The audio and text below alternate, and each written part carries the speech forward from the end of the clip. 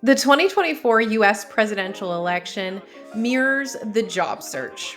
You could, as a job seeker, run a Harris level campaign, be endorsed by Beyonce, and still not get the job. When a nation as prominent as the United States of America, responsible for filling arguably the world's most influential position, struggles to create a universally trusted, transparent, and objective selection process, it reflects deeper systemic challenges in how we approach hiring and selection altogether.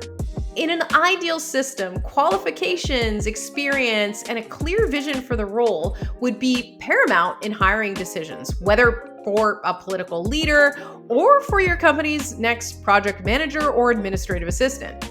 Yet, just as political dynamics can cloud election processes, corporate hiring is often influenced by internal politics, favoritism, hidden biases, and unethical behavior. The imperfections in the US election process offer a cautionary tale. If even high-profile roles can be compromised by factors not tied to merit, how many other roles at every level in every company face similar vulnerabilities? I think it's important at this point to note I am Canadian. Most qualified candidate doesn't always get the job. And we don't have to look very far today to prove that with a tangible example. You'll see this trend across various sectors, in workplaces, industries, and of course, in politics. A lack of impartiality in selection processes can result in qualified candidates being completely overlooked in favor of those with better connections, stronger self-promotion, or even better skills at cheating and engaging in unethical behavior. The reality is that hiring, like politics, is not strictly a merit-based game.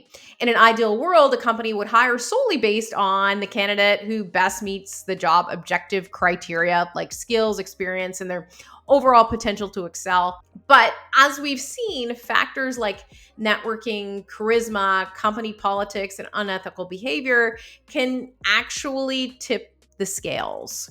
Who is the most qualified candidate really in the job search, of course? The most qualified candidate is typically the one who best meets the job's objective criteria, the education, skills, experience, and the qualities laid out in the job description. Ideally, the candidate who fulfills these requirements should get the job. But the reality is often different. Even objective criteria, well, it isn't entirely objective. Years of experience, for example, seems simple and straightforward enough, but it largely favors men over women because women are more likely to take career breaks, to have children, care for their families. Consequently, they have less years of cumulative experience. In an ideal world, an impartial selection system would ensure that qualifications are the main deciding factor, making the selection process clear and straightforward. However, factors beyond objective qualifications seem to come into play. Just ask Harris. Is it the job description or the selection process that's broken in hiring practices, and how would we even know what's the problem?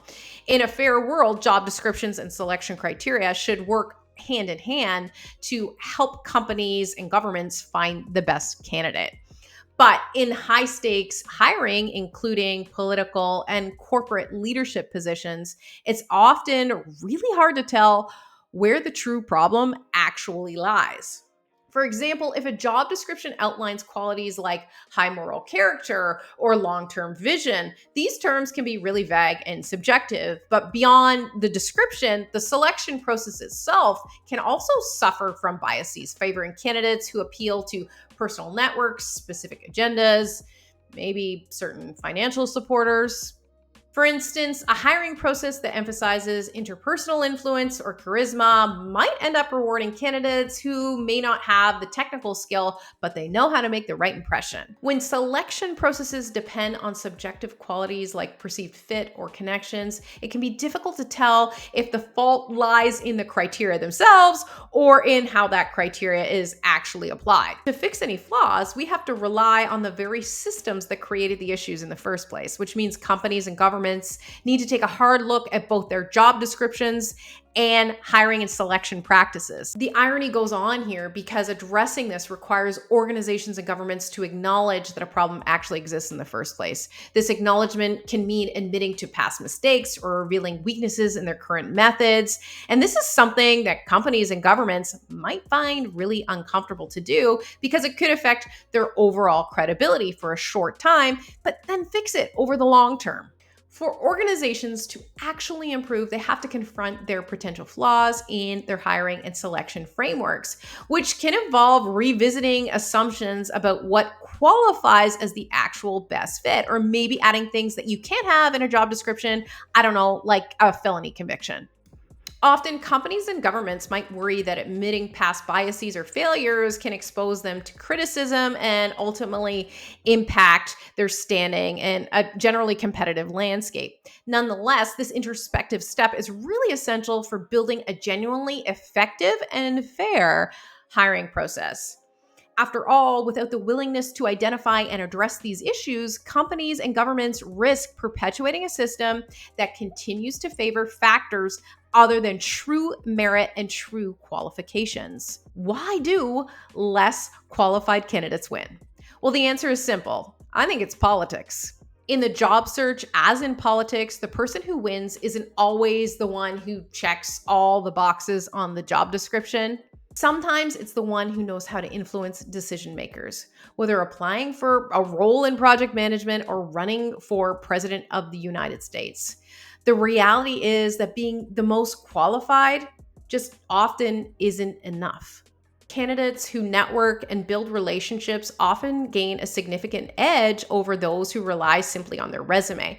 Just like in politics, where candidates use relationship to gain support and clout, job seekers can leverage their connections within an organization or an industry to rise above even more qualified candidates who lack those connections. Sometimes it's about who presents their case with confidence and who can align their skills with the company's vision more clearly and closely than anything else. Internal company dynamics can also influence hiring decisions. Perhaps a candidate is less qualified, but they're seen as easier to work with, and this aligns with management's preferences or could fill a gap in the company's social or cultural environment. They're selected. These internal politics can tip the scales, making subjective factors just as critical as objective qualifications. Sometimes it's easier to give the job to who you currently know. And sometimes you could do everything absolutely right and still not win. Harris did all of these things and still didn't win the presidential election. You could, as a job seeker, run a Harris-level campaign, be endorsed by Beyonce, and still not get the job. And this can seem discouraging and pessimistic, but I hope it's kind of encouraging too. My hope is that job seekers will see this and be less hard on themselves and find some peace in the fact that they can do it all and still not win. It's not right or fair, so be kind to yourself. Unethical hiring and selection processes can play a role. In politics, we see tactics like buying votes or rigging elections. I'm not saying this is the case with the current US presidential election campaign, but The Simpsons did predict that Harris would win, and we do know that The Simpsons predictions are always accurate, right? Similarly, in the job search, favoritism or nepotism could influence hiring decisions. These backdoor methods undermine a fair, merit-based process, causing genuinely qualified candidates to miss out.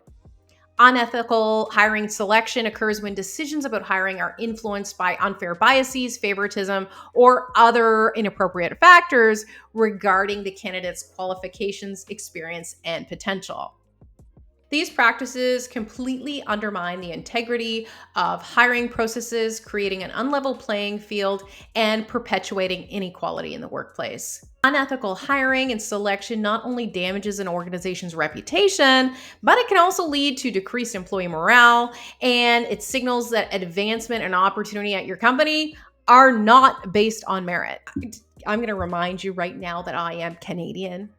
Even though the US election might seem like it doesn't directly impact me as a Canadian, it's hard to deny its global influence. When we see a process favoring someone with a problematic history over a fully qualified candidate, it's a sign that something is broken, not only in that particular system, but in selection and hiring everywhere. If the United States, responsible for choosing what's considered one of the most powerful positions in the world, struggles with transparency and objective selection criteria, how can we expect more from companies selecting candidates for regular everyday roles? People increasingly mistrust these processes, feeling like something is inherently off or even rigged. And that distrust, well, it's not unfounded. Over time, a lack of transparency erodes confidence, leaving people to wonder if real qualifications are even being considered, or if they're witnessing a system built to serve hidden interests and hidden agendas.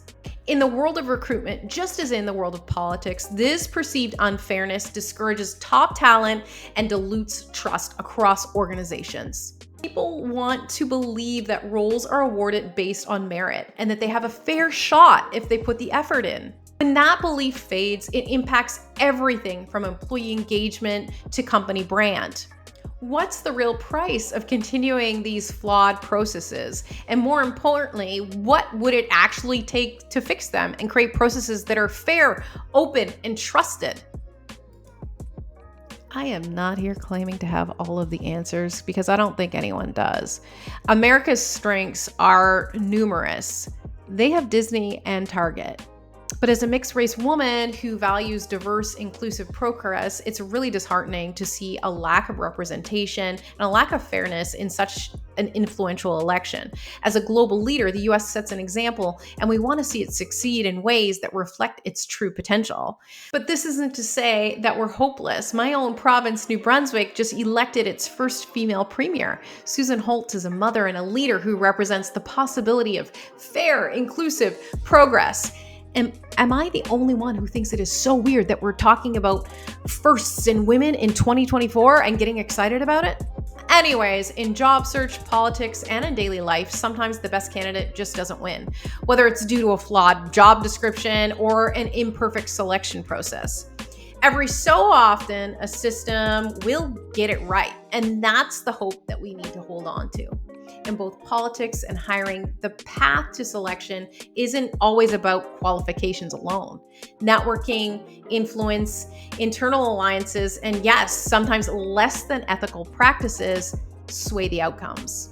Understanding these dynamics can help us be strategic in our own career journeys. After all, it's not just about being the most qualified. Sometimes it's about politics.